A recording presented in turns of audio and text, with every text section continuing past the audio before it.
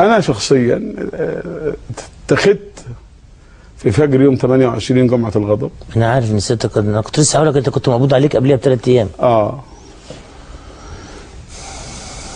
ويعني كان ممكن اتعرض للموت زي اي حد يعني، لان السجن مقفول علينا في وادي النطرون يوم الحد الصبح، والناس المساجين اللي في السجن كسروا الباب، هم عندهم خبره، احنا كنا لسه رايحين، كان مقفول علينا باب صلب تخني كده، احنا كنا 34 واحد، و2 طلبه زي ابنها كانوا محبوسين معانا برضه، ودخان ملا السجن وطلقات النار، واحنا جوه مش داريين اللي حصل. لابواب السجن اتفتحت، ايه اللي حصل ما نعرفش، لغايه ما احنا جوه بنستغيث مش عارفين نعمل ايه، ولا معانا جهاز موبايل ولا معانا حاجه، لغايه ما جه اهالي من المنطقه اللي هناك وقعدوا 4 ساعات يفتحوا علينا الباب، والا كنا هنموت.